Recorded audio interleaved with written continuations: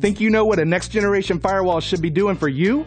It's more than you think. My name is not Rob Boyd, but it is time for TechWiseTV.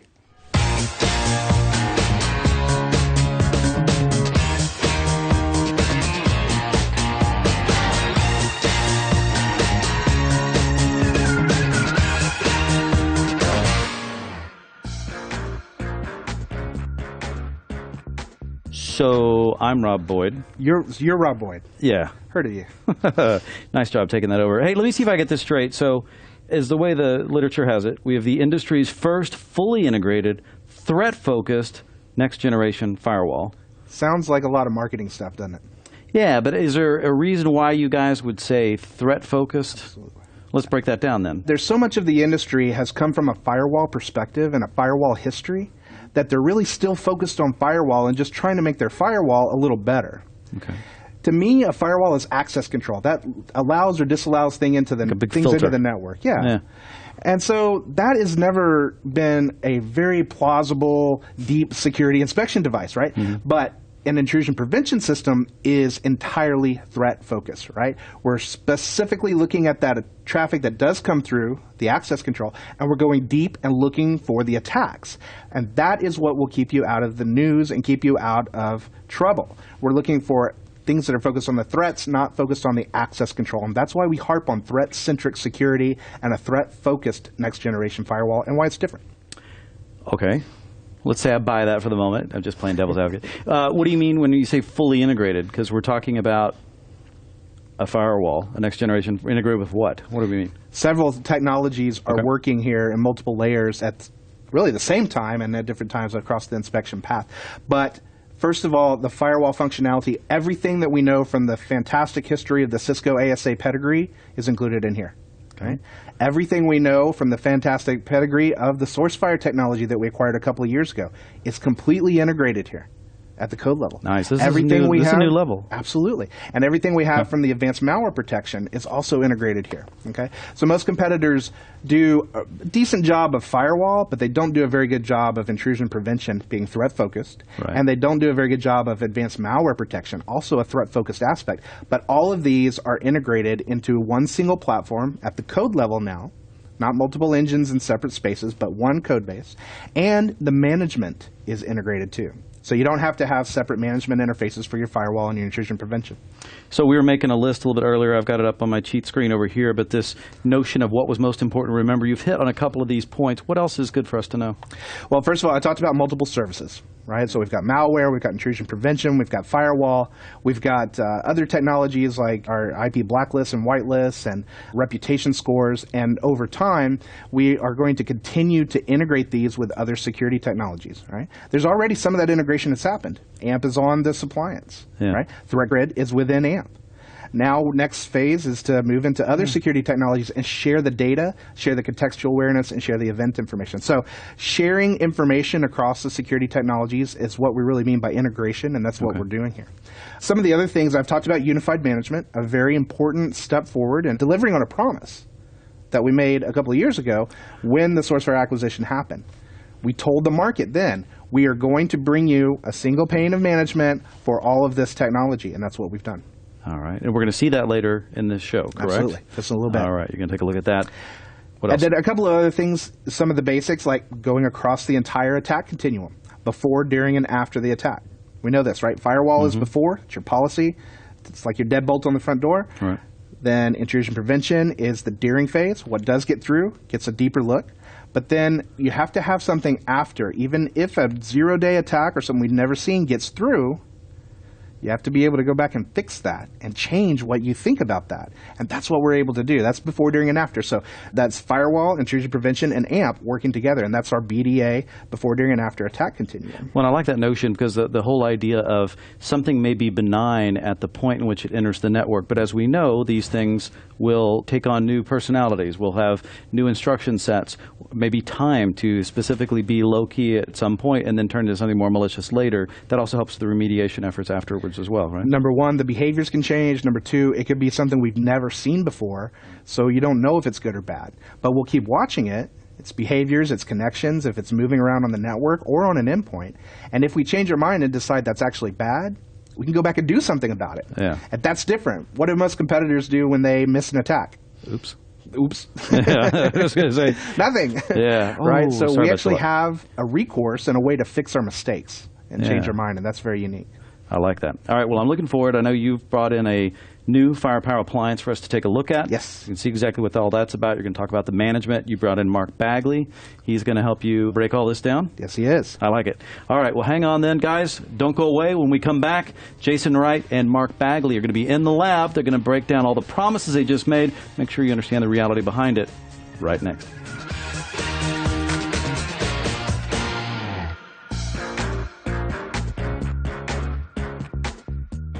All right, Mark, thanks so much for coming by to join us today. Absolutely. Thanks for having me, Jason. So I know we've got a few different components of the launch that we're talking about today, but let's start with this bad boy right here. This looks like the most fun and most interesting because it's shiny. Absolutely. Right? It's incredibly shiny, and we're very proud of it. This is a member of the Firepower 4100 series of appliances. Okay.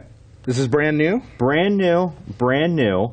An extension of our security services platform from the 9300 down into a 1RU form factor, allowing us to extend our reach from the network edge all the way through to the data center. Excellent, excellent. So a lot of high-end capabilities here. This is a super fast box, right? Super fast box, speeds and feeds up to 80 gig. We've got 1 and 10 gig I/O here and 40 gig I/O natively integrated, along with fail-to-wire capabilities in a 1RU platform. Always critical. So I think this is like the first time we've ever had 40 gig interfaces in a 1RU platform, right? That would be correct. Right, nice.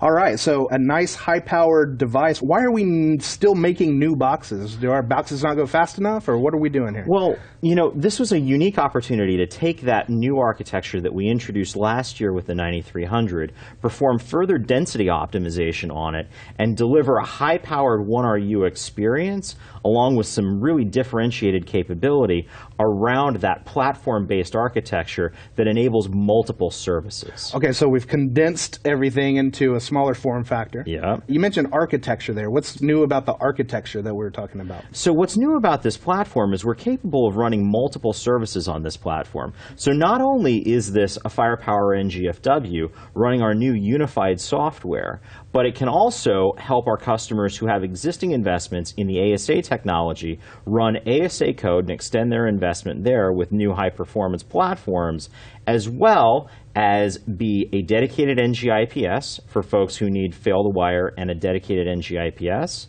It can also run Radware's Defense Pro application for DDoS prevention. Okay, so true multi-service. Multiple services at work. I heard ASA firewall functionality. I heard next-gen IPS functionality.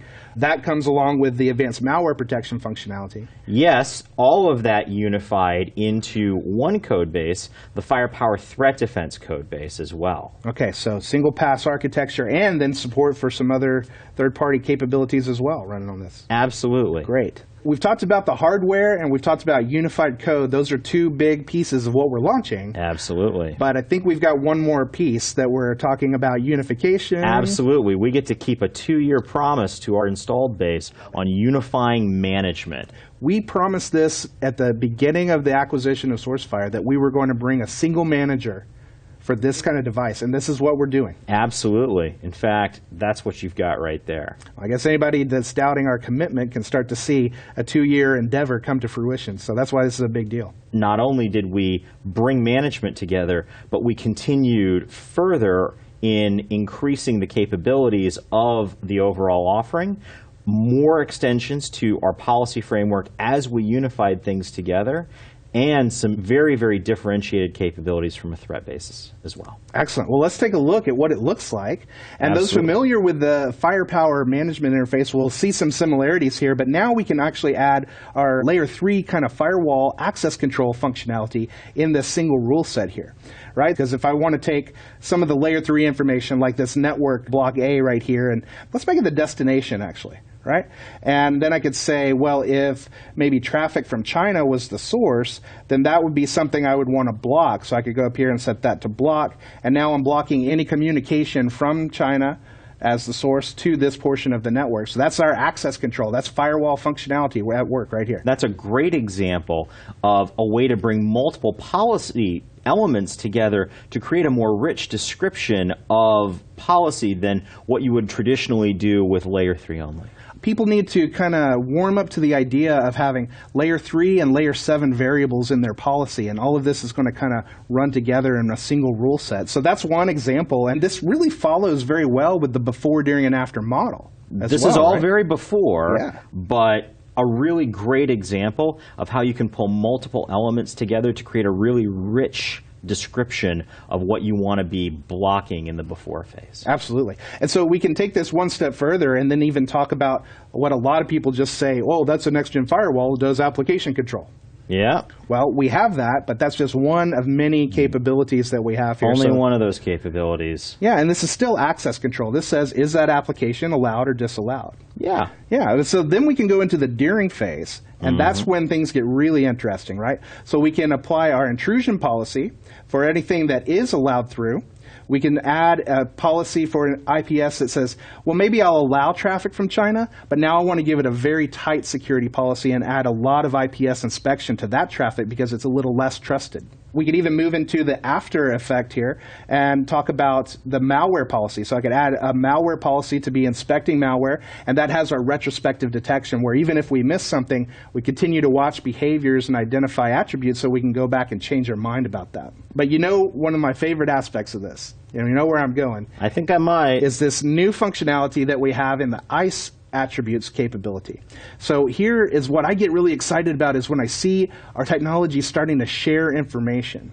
Right? So what I can see in here from the ICE attributes are mobile devices versus IP phones versus laptops and things like that that are proliferated right into here. Now I can set policy or different inspection profiles to look at those things more deeply or less deeply depending on my level of trust. So the Identity Services Engine is a key source of context for the policy, and all of that context is now built into the descriptive language that you can apply to define policy. It's very easy to take quarantining actions natively by the NGFW or to then apply different levels of inspection to classes of devices and classes of users based on their observed behavior. You know, I love that rapid threat containment story where if we see a threat, we can do something about it by changing policy and remediating the threat, but also changing the access of the infected host and stop the spread of that infection. This is the type of automation that a true threat-focused next-generation firewall brings to the table. That's what I love. I love sharing information. That's what I talk about a lot. And we've talked about this right here is one of my favorites. It's sharing contextual awareness. Okay, so now I know what kind of devices are coming onto the network, not just seeing it in ICE and keeping it in a vacuum, but share that with other security technologies. And then we also share the event information, like in AMP, where I can see endpoint events in the IPS, or the actual threat intelligence, and that's Talos doing their amazing work where they're tying all of these back-end databases together, so if we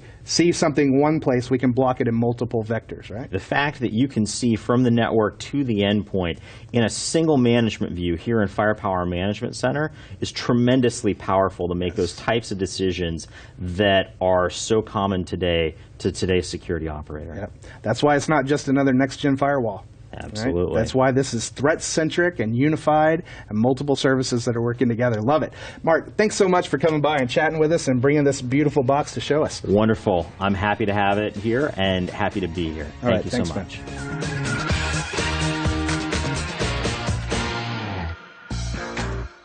Hey guys, one of the biggest values you could get out of this particular show is the workshop. We do a workshop with just about every one of them. You can look below the video to find a link, hopefully to the live version, where you get a chance to interact with some of the same experts that we use on the show and cover the topic in much, much more detail. It's incredible value, and in case you missed one, you can always go to the archive at TechWiseTV.com, look them up there, and you won't want to miss it. It's good stuff. Check out the workshops, TechWiseTV.com. See you there. All right, Jason, hey, nice job. Thanks, man. Appreciate it. Appreciate you getting Mark in here. It was nice to meet him. He's a rock star. Yeah, he is. I can't believe well, I'm surprised our paths hadn't crossed earlier than this particular show, especially with all that knowledge he's willing to share and the information that he's got. And then you brought in hardware, because that's one of the things we always struggle to do, is get it in and say, can we look a little bit about the genius that's going on behind the scenes?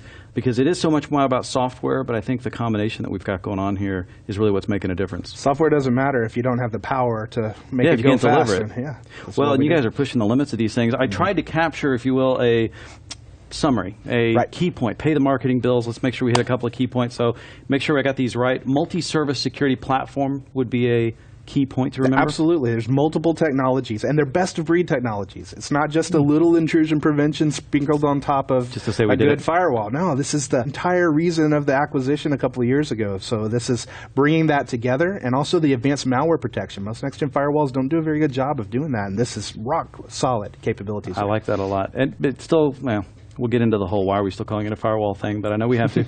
A threat-focused approach. You guys have been preaching this for a while. I say this a lot, and Marty Resch actually was the one that introduced it to me, to be fair. But he says access control will not save you. No. Threat control is what will keep your company out of the headlines. That's what we lead with.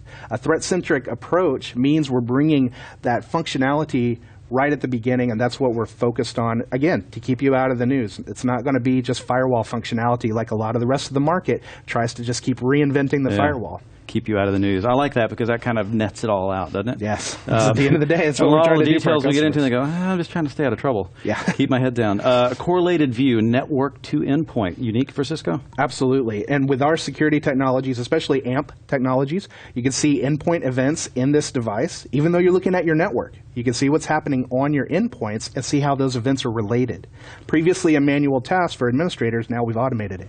Also with ICE, bringing in event information and contextual awareness information, more importantly, about the endpoints that are coming onto the network. So just having that entire view and sharing information, that's what we're generating here. And it's a nice turn talking about ICE with identity services, getting beyond just policy, which is good to have a centralized point of control for policy from network to endpoint, but also the fact you talk about that contextual awareness, that means you're able to make more kind of gray matter decisions about the accuracy of these threats that we're seeing. Yes, like you can correlate the attack to the device and be more accurate about what's happening there, only if you know what device is on the network in the first place. And unfortunately, most security administrators have no clue what's on the network, and they'll tell you that themselves. That's the only way we ever get to this automation that you're preaching, which is if you have some degree of confidence that you're accurate. Otherwise, you're not going to respond to something in an accurate way because you're afraid it might cut you off. Yeah. Okay, value across the entire attack continuum. Before, during, and after. We all know this one, right? Yeah. Set up our policies for access control. It's the deadbolt on the front door. We need to let people in, though, and then we're going to look deeper. That's during. And if we're right all the time, no problem, but nothing's 100%. So even when we do let something through, we continue to analyze it, and we can go back and fix our own mistakes. Ask your next competitor out there, what do you do when you miss an attack? And you watch people's eyes kind of glaze over. What are you talking about? Well, we don't miss any attacks. The whole point is to prevent them. No, everybody misses something. It's going to happen. Yeah. And we have fail-safes in place to rectify that situation. It's like with my teenager, trust but verify. A unified single management interface? Absolutely. One of the big key aspects of this launch, bringing all of this together, not just on a single device with a single code, but having one single management interface. Whether you just want to be a firewall or just an IPS or the combination of those technologies, one single interface to control all of that functionality. I like that a lot. Integration with existing security systems, not just Cisco? Not just Cisco, also third-party vendors, but most importantly Cisco. Not just because it's our functionality, but we can share contextual information like we do with ICE. We can share event data like we do with AMP, endpoint to the network.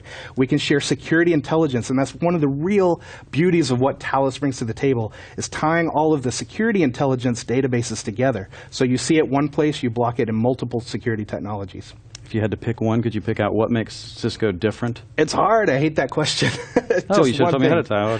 You wouldn't have asked. No, never. It's tough. For this particular launch, we would say unified management interface. That's what we promised we would do upon the acquisition of SourceFire a couple of years ago. This is us delivering on the promise. For anybody that's still out there wondering, is Cisco really serious about security? It's a 2-year-old promise that we're making real. Yeah, and frankly, it's fun to see the integration get deeper and deeper as we share it. But we've not slowed down on the acquisition trail, on the amount of intelligent people that we're working with, and the data that we continue to add into the mix. And most importantly, integration, sharing that data amongst the technologies, right? Sharing contextual awareness, event information, and security intelligence. I get the feeling you keep talking. I've got built a PowerPoint slide or two. No, I love it. I love it. No, this is good stuff. Thank you so much, and thank you for Mark as well. Absolutely. And guys, thank you for watching. Sure appreciate you watching this show. It's so much fun to do security again. Listen, I want you to watch all of them. You know where to find them. It's TechWiseTV.com for all of the episodes, both these, of course, as well as the old ones if you need to go back and watch something again. Be sure and follow me online for updates. Twitter is probably one of the best ways. You can follow the show, of course. That's at TechWiseTV. But you can also follow me personally at Rob Boyd, 3 B's in a row, as I usually would say. Just make sure you don't get confused. And then what else? Yeah, Facebook. We got some stuff on there, and that's just TechWise. Again, you'll see all this information on your screen. Hope you come check out the workshop as well. We'll go into even more detail with these guys and continue to uncover it for you. Thank you so much for watching TechWise TV. We'll see you on the next one.